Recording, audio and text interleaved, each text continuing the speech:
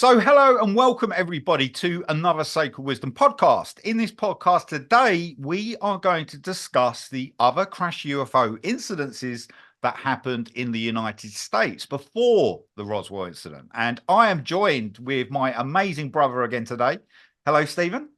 Hi, Zach. I hope you're well. Very well, my brother. So, first and foremost, Steve, let's talk about the Roswell incident and what supposedly happened with all the stories behind it. So the Roswell incident, to simplify it right down, was that on the evening of the 4th of July, or around the 4th of July 1947, a UFO spacecraft, which then later appears to have been multiple, possibly three, if not four, UFO spacecraft, for want of a better phrase, and obviously the word UFO hadn't actually been invented during that time period in the United States of America after World War II ended on the 8th of May 1945. So we come forward to the 4th of July 1947. We have this so-called UFO or spacecraft that has crashed in southern New Mexico. And there's a whole retrieval process that takes place. I mean, that's to simplify it right down. And then the tail end of that is there's a massive disinformation and misinformation campaign that goes on for many years after, where it's classed as a weather balloon. It's a figment of local residents' imaginations in southern New Mexico. It did, whatever it was something that people would never believe or suspect it to be or perceive it to be. They've made a mistake, is a misunderstanding. And so the official line was that it was never actually publicly broadcast to the American people as a crashed, spacecraft that came down, was partially destroyed in southern New Mexico on the 4th of July 1947. So it's so much blurring and distortion has gone on with the whole of the Roswell incident since that time. It is absolutely ridiculous. It was a spacecraft. It was piloted by extraterrestrials, and it crashed. And what do you think happened after that? So when they retrieved this UFO or went to the site, what happened after that post to that? What did they retrieve? Did they take the technology and develop it, or what do you think happened? Well, we had to look. Well, yes, it was retrieved. It was reverse engineered. So once the remnants of the spacecraft were retrieved from the Chichuhan Desert nearby the village of Corona in Lincoln County in southern New Mexico on the 4th of July 1947, it was taken away. It was dismantled. I'm trying to keep it very simplified down. There's a lot of intricacies behind what went on with the Roswell incident, the actual spacecraft retrieval, the retrieval of the dead bodies of the extraterrestrials, at least one of which was still partially alive during the retrieval. For how long that was occurring after is not known, but ultimately all of the remnants of the spacecraft, the deceased extraterrestrials that were piloting the spacecraft, were taken to what became known as Wright-Patterson Air Force Base, which is in Ohio. So okay, so let's just say they took the technology and they took it apart, the UFOs, and did whatever with it. It went covert, this technology. Yeah. So there were other crashes of UFOs before the Roswell incident in 1947. That's right. So let's discuss some of them, because they're quite Yes. equally as interesting, Yeah. and why everybody homed in on the Roswell incident as well, why that was picked up in the mainstream and not these other incidences. And then, why is that? I would say simply because of what was going on during World War II. So obviously when World War II ended on the 8th of May, 1945, with victory in Europe, we're told that the Third Reich of National Socialist Germany had been destroyed, been quelled, the Allied powers had been victorious. But obviously we had Operation Paperclip into the United States of America, with literally thousands of National Socialist Germans that were scientists, technicians, and engineers that were really integrated into the military-industrial complex in the United States of America. And the same was going on with Soviet Union or Soviet Russia. The same was going on in the imperial nation of Japan. So we know that there was a great dispersal of these National Socialist Germans into different countries. So, that is the context in which we look at the Roswell incident, because many individuals have questioned, was it some kind of top secret, spacecraft that had been covertly developed by the Third Reich, or, had it been developed in conjunction with the US federal government? So there's all these questions and conspiracy theories that have been bandied around concerning the Roswell incident of the 4th of July, 1947. So that's why everybody is focused in on that. We have to also remember that the incidents that we're about to discuss, although they're extremely important, the second one especially was going on during World War II. And the first of those, which is much earlier, which took place around the 17th of April, 1897, was before really the advent of television, the widespread commercial usage of radio. Obviously, there was no internet, there was no mobile phone technologies back then. Nothing existed like that. This UFO in 1897 that crashed Yeah. into a windmill. So what happened there? Okay, so we know that on the 19th of April 1897, the Dallas Morning News reported an incident that occurred around the 17th of April 1897 with what appears to have been a crashed airship or spacecraft that came down in the city of Aurora, which is in Wise County in northeastern Texas in the United States of America. Now, there's a lot of blurring and distortion about what happened, but to simplify it down, some kind of airship or spacecraft crashed in the city of Aurora in Wise County, and the remains of that spaceship, or whatever we want to refer to it as, and the pilot, who was some kind of extraterrestrial, were then buried actually in the city of Aurora itself. And then there was some kind of cover-up that took place. So I find that very interesting, that not many people are very aware of that situation or what happened. They're not aware of what actually took place. And the Dallas Morning News reported that the actual crash took place on the property of Judge Raymond Elbert Proctor. We know that this airship or spacecraft appears to have crashed into a windmill in the city of Aurora. And in the actual Dallas Morning News, the occupant, who was apparently an extraterrestrial in corporeal description, was described in quote unquote dead and mangled, but definitely quote unquote not an inhabitant of this world. Wow.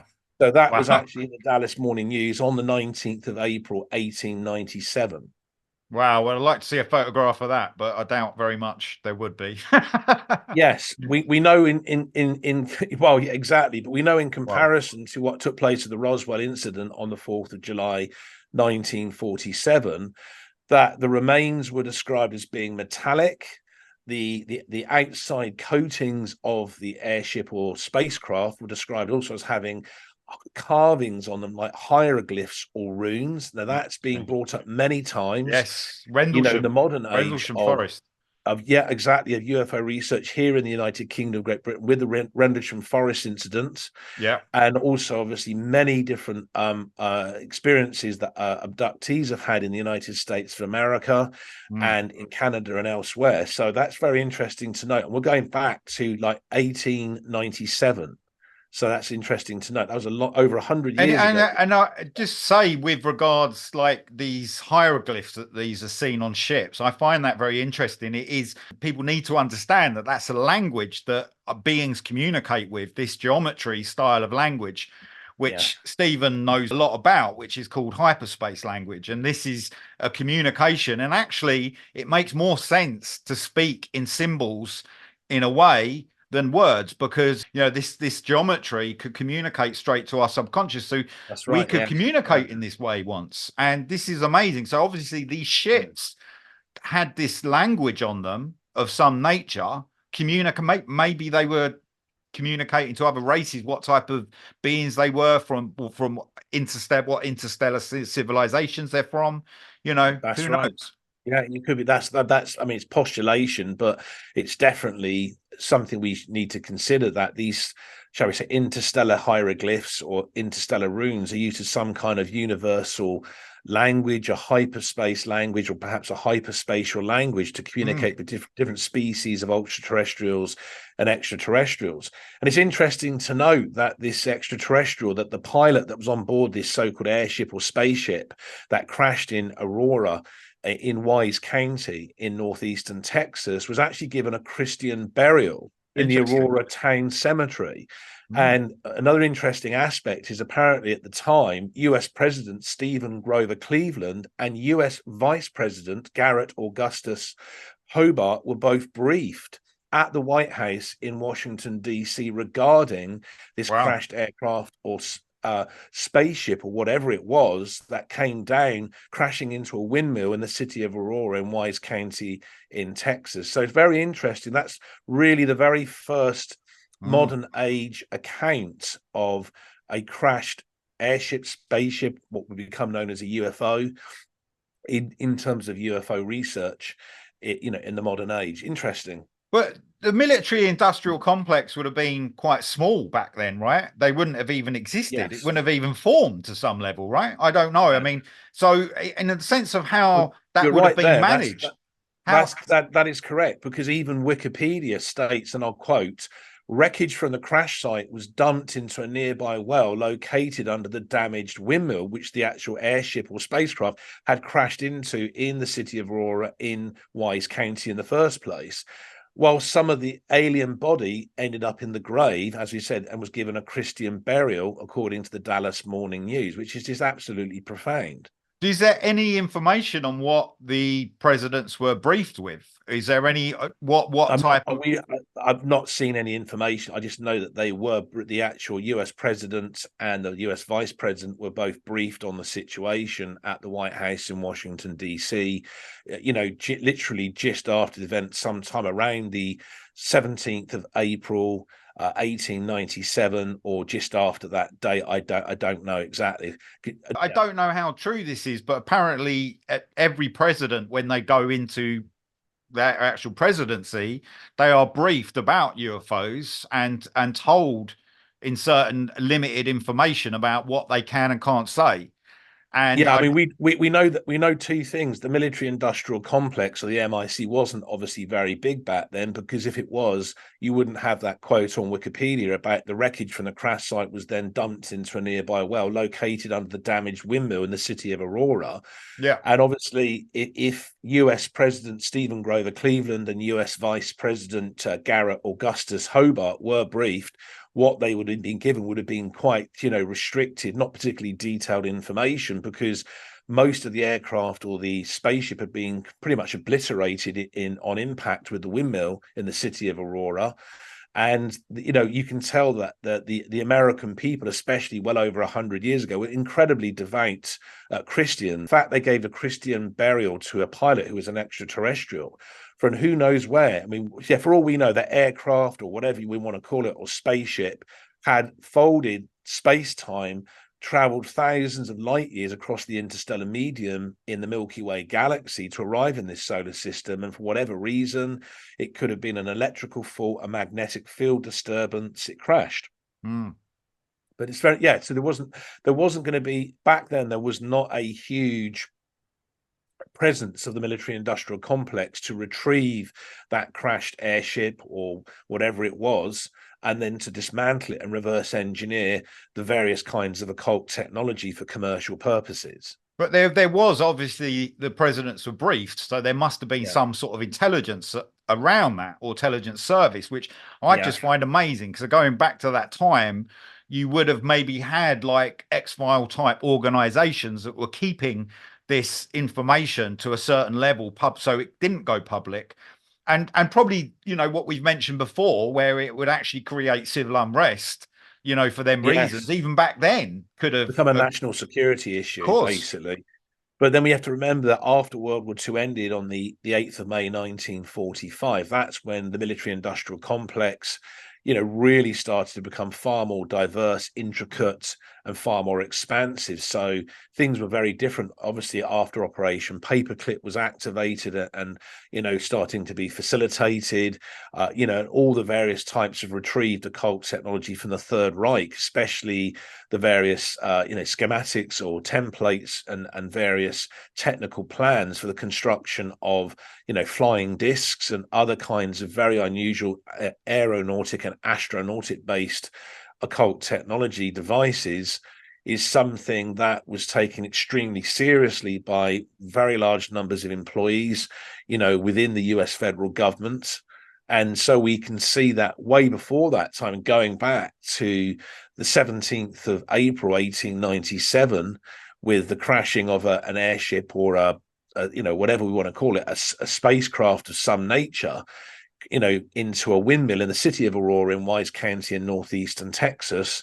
The fact that it was given a Christian burial, and the remains of the extraterrestrial were buried in the Aurora Town Cemetery means that there wasn't much of an interest on the part of the rudimentary basics of what had become the military industrial complex, because it really didn't exist in any real form during that period of time. So, but moving on, there have been many UFO crashes all over the world, but we're just concentrating on United States at the moment. During World War II, there was lots of covert missions and stuff going on, which we will probably touch on in the future as well.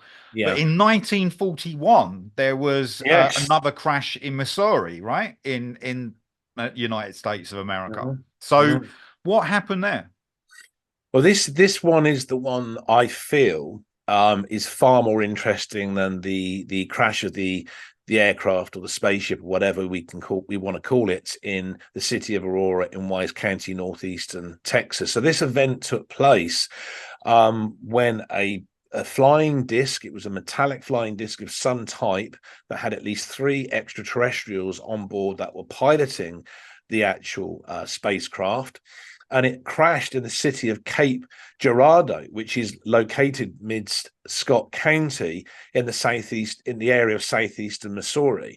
Now, this event took place on the 12th of April, 1941, and the metallic disc was found by the Southern Baptist Reverend known as William Guy Huffman Sr., and he was from the what was called the Red Star Baptist Church. And he was a very well-known local resident and very well respected by the residents of that part of Missouri. So that I find very interesting. Now, William Guy Huffman Sr.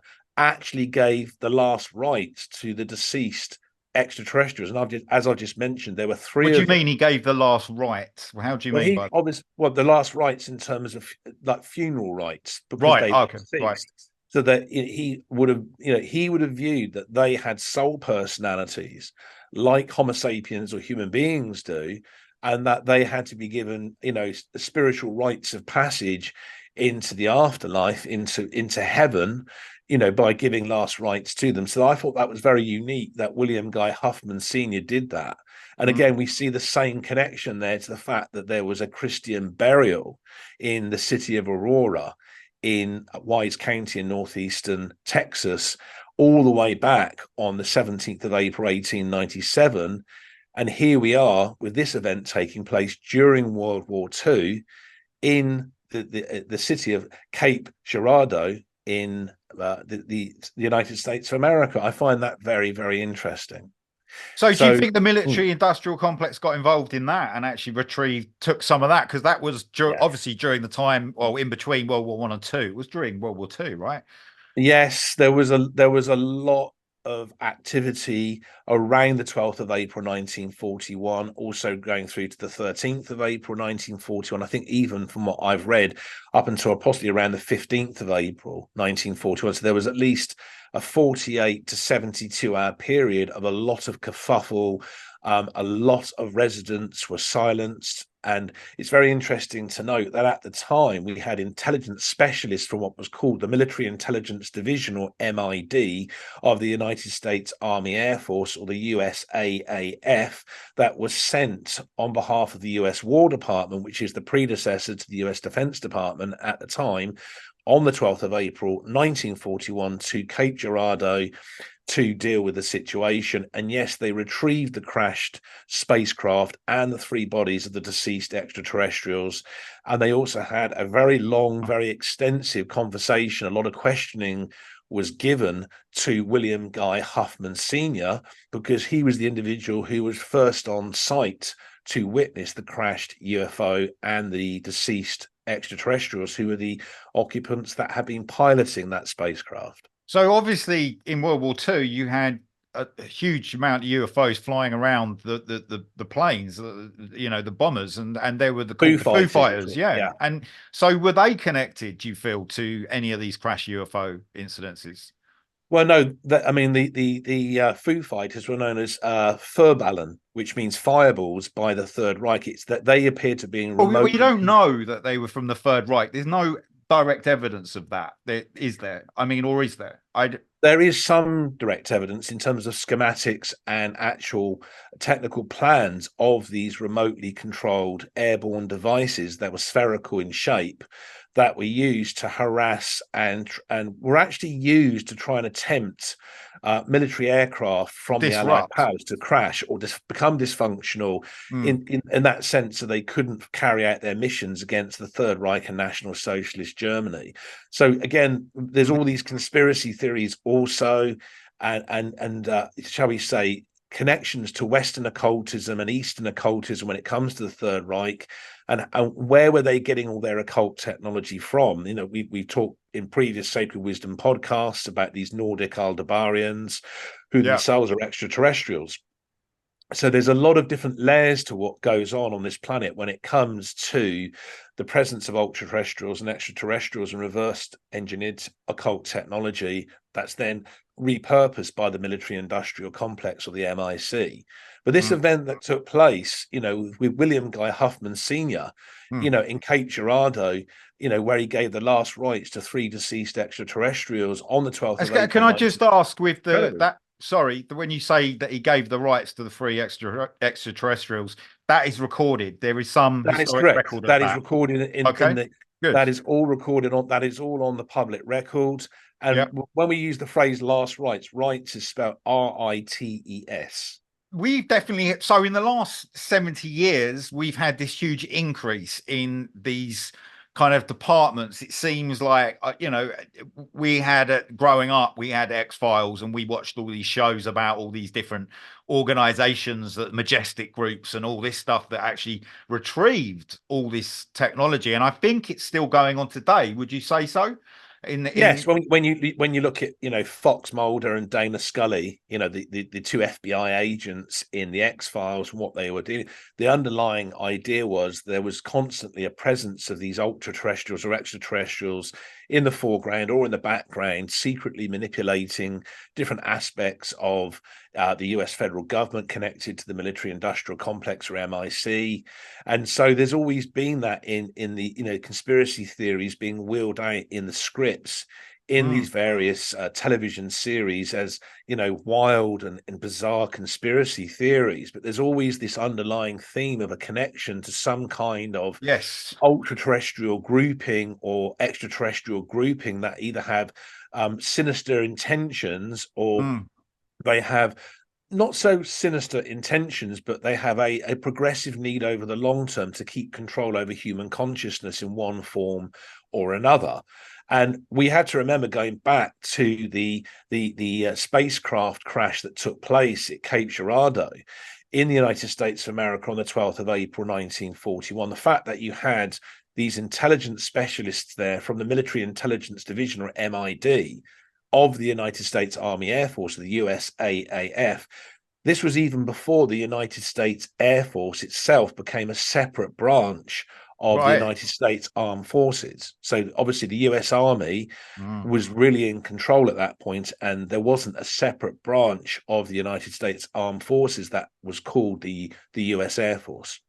Do you So feel it's still very basic, the level of, shall we say, development of the military industrial complex. But it accelerated, as I said previous to this, after World War II ended.